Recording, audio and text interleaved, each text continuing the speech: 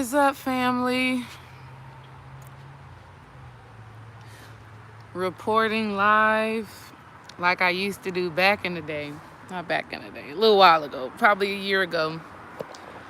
Coming live straight from outside, from the backyard with my support system right here, Simon, my guy, who be whispering in my ear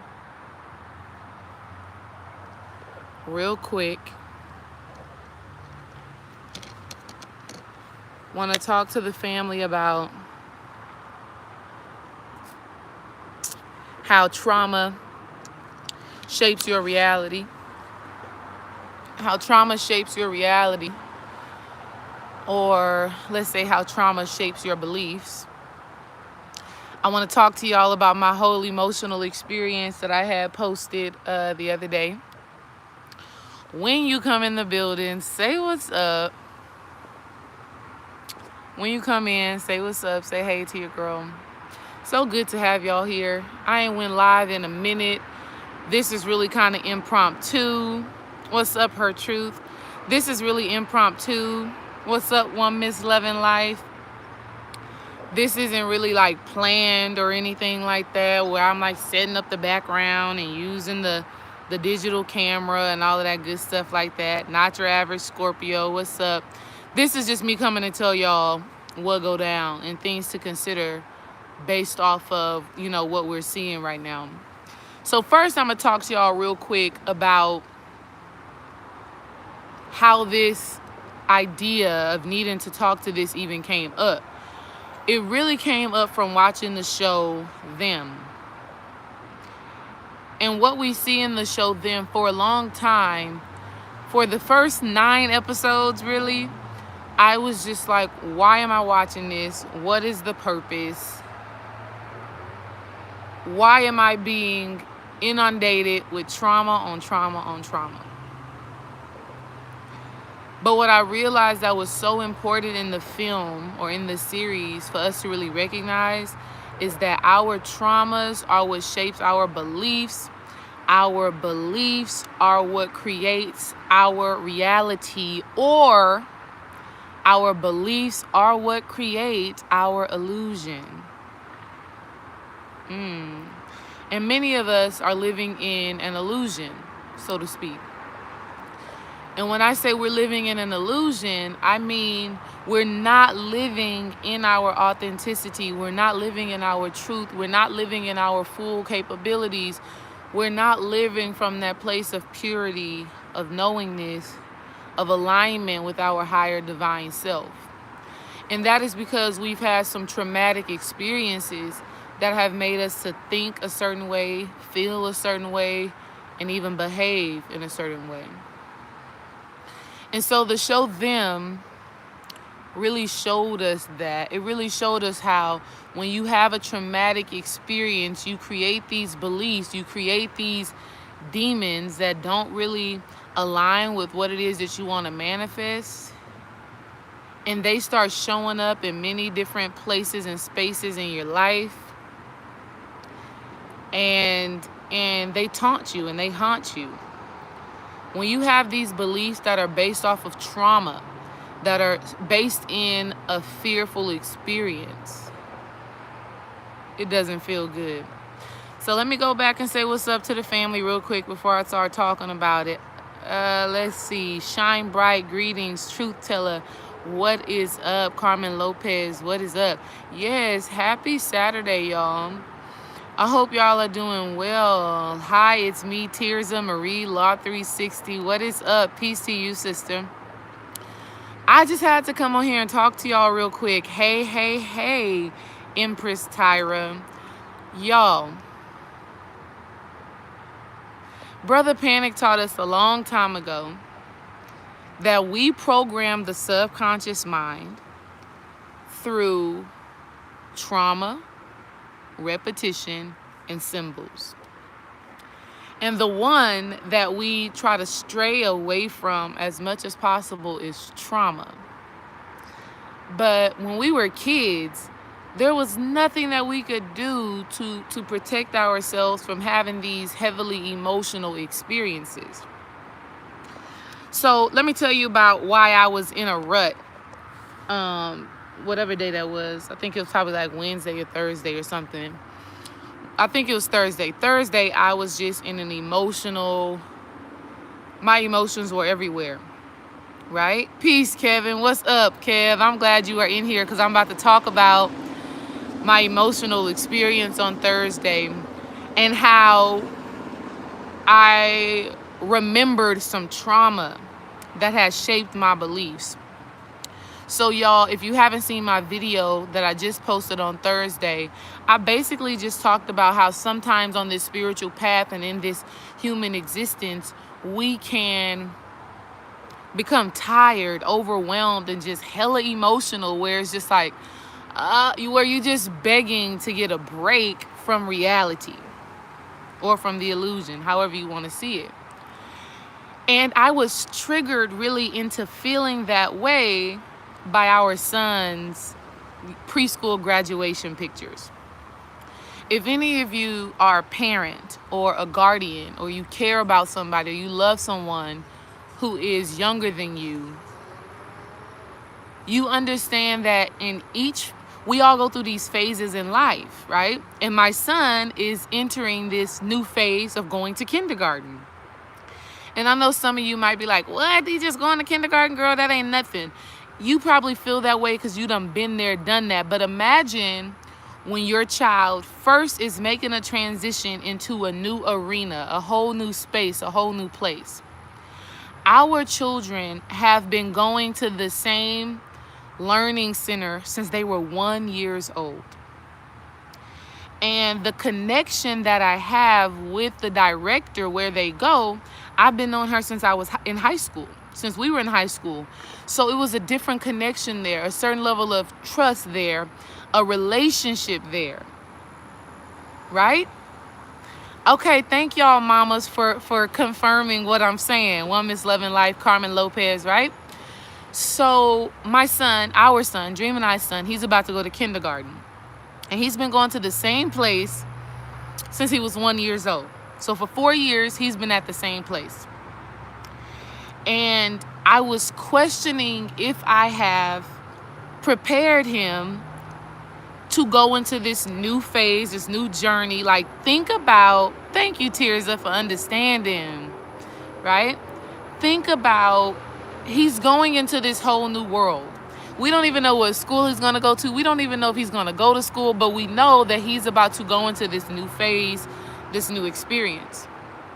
And as a mother, I was just, that whole day after looking at his little graduation picture, I was just like, damn, have I done enough? Have I taught him enough? Have I given him enough? Have I instilled in him the skills that he needs to be successful? And what happened was I started going into all of these different things that I wish I could have done, that I wish I would have done for him. And I started to feel bad about not doing some of these things that I had in my heart to do. But in the same breath, when I really sit with myself, I know and understand that I've given him my best and that he is prepared and that he's actually more prepared than other kids may be. He's good. But let me tell you where the trauma came in that made me start going into this mental, emotional thing, right? Right? Let me see what you just said, Tirza. All I can say is be confident in your parenting because kids are mean as fuck, and it's beautiful to see your child still be your child through it. Girl, Tirza, that's what I've been like, because I know these kids. I know kids. I've worked in education for many years, so I know these kids. And I know these teachers. And so for me, I just wondered if I had given enough. But here's the even deeper part. And they can never be fully prepared. And I know that, and that's the funny part, is that I know that too. I know that deeply and intuitively, but still, there's still something there that makes you wonder, and that made me wonder and made me question my doings up until this point. But here's why it got even more intense, right? So when I was in middle school, y'all, when I was in middle school, I have a younger brother who is 1 year older than me, and I have an older brother who is 4 years older than me. And I was the only one in my household who did not struggle with any aspect of school. My younger brother struggled in school. My older brother struggled in school, right? They just, I guess, certain concepts, certain things just didn't click to them, right? It just didn't click to them. And I remember, and this is the thing that really brought a lot of emotion out of me on Thursday, where I understood where kind of my fear came from, where my belief came from in sending my kid into school. So like I said, my younger brother and my older brother, they both had some struggles. They both were challenged in school. They both graduated. One of them actually went to college and graduated. But they had a hard time, right? They had a hard time. And my mother came up to me one time. I was in middle school. She came up to me and she said, "Baby, I really need you to help your younger brother." She said, "Because I can't help him." And my mom said, it still even makes me emotional.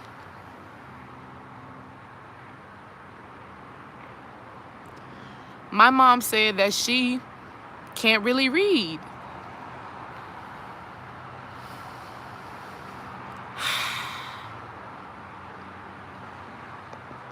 And so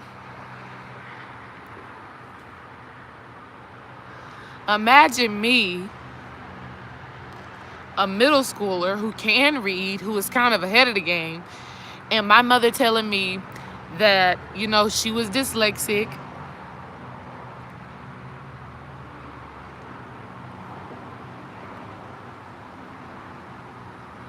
and that, she didn't get the resources that she needed to be successful in school.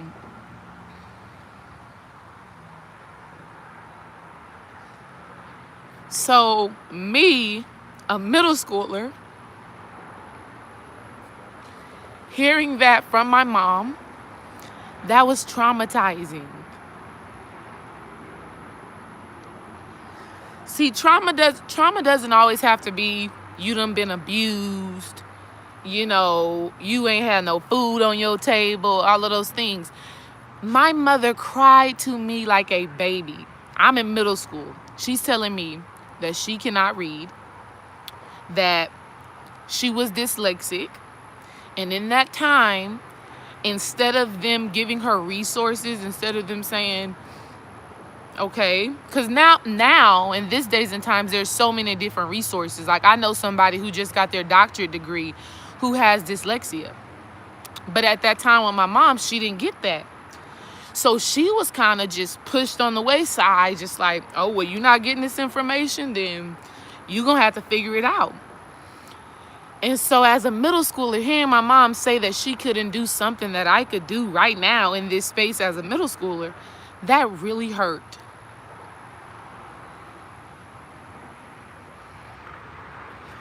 And it put a certain level of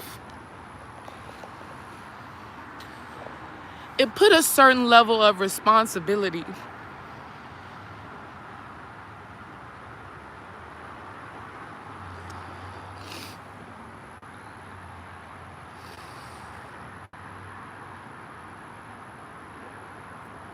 Yeah.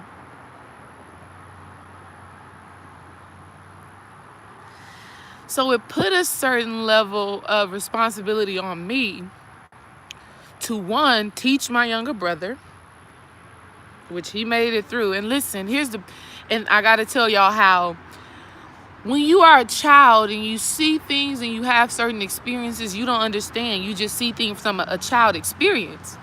And so from my middle school mentality, I felt bad that my mother couldn't read. I felt embarrassed.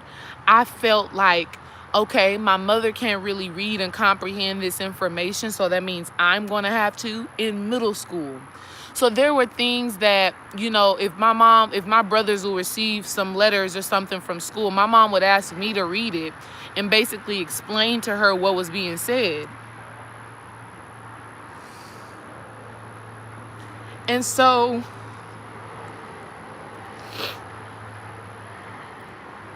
you see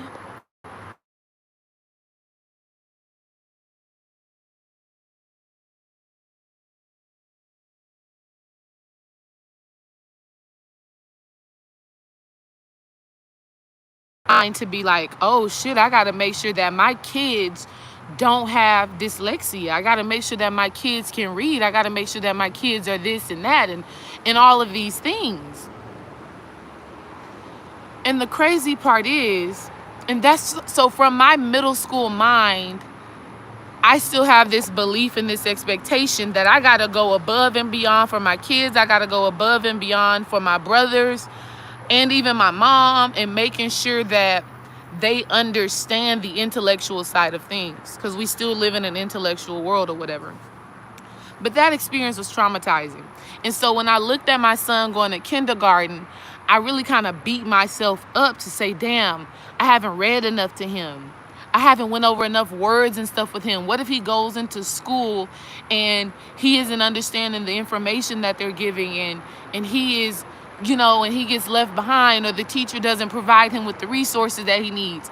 So you see how that traumatic experience started shaping my beliefs about what I may experience with my kid.